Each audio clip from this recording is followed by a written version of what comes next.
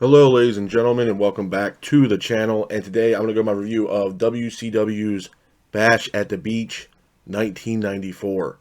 Starting off the evening, we'll go to our first match of the night. It is for the WCW Television Championship. It is Johnny B. Bad versus Steven Regal.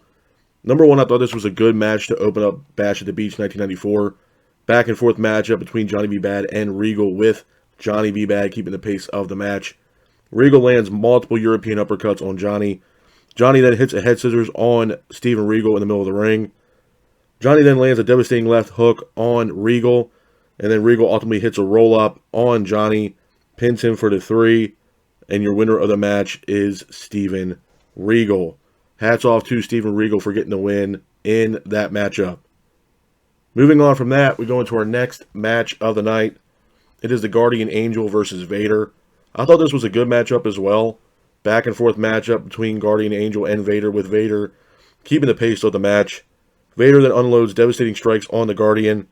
Vader then grabs a nightstick from Harley Race. Guardian then grabs a nightstick from Vader. Referee ends up seeing this. Referee sounds for the bell. And your winner of the match by disqualification is Vader. Hats off to Vader for getting the win in that matchup. Moving on from that, we go into our next match of the night. It is a tag team matchup. It is Dustin Rhodes and Arn Anderson versus Terry Funk and Bunkhouse Buck. Number one, I thought this was a good match. Back and forth matchup between both teams, with Dustin Rhodes and Arn Anderson keeping the pace of the match. Arn ends up hitting a DDT on Rhodes.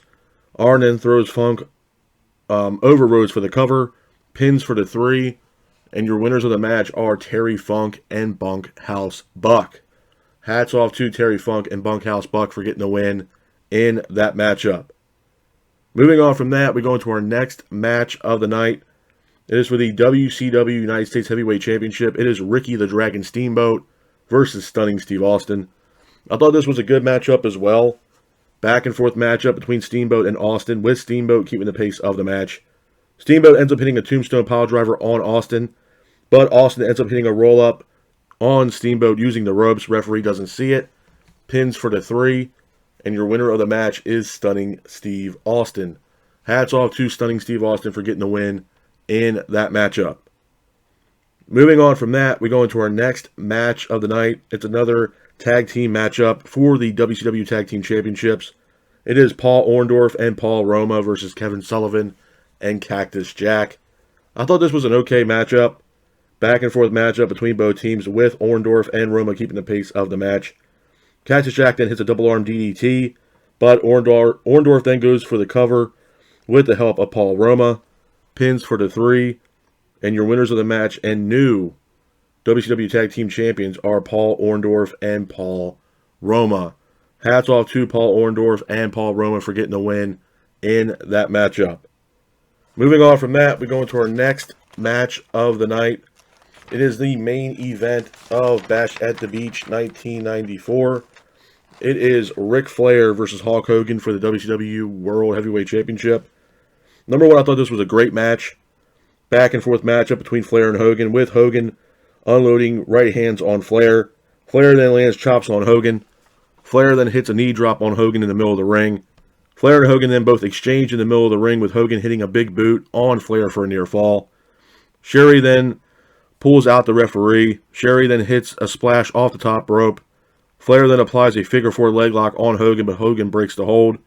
Flair then lands chops on Hogan, but it does nothing to Hogan. Hogan then applies a figure 4 of his own on Flair, but Flair quickly breaks the hold. Flair then hits Hogan with brass knuckles. Somehow Hogan then gets up, lands a big boot on Flair, as well as his signature leg drop on Flair as well in the middle of the ring. Pins him for the 3.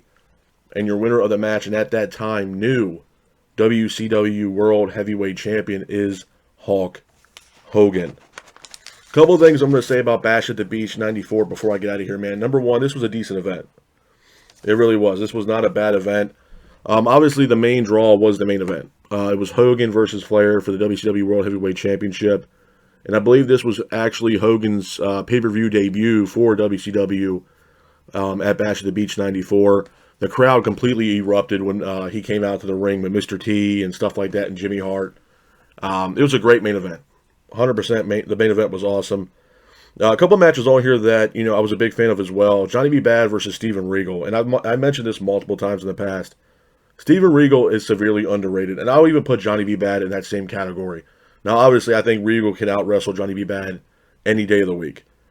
But Johnny B. Bad really, he kind of held his own in WCW, in my honest opinion. Now, a lot of the matches that he had, he was more of, a mid-card guy. That's what he was. It wasn't like he was in the main event constantly on WCW programming. That just wasn't happening. But the match he had here at Bash at the Beach between him and Steven Regal was a solid matchup.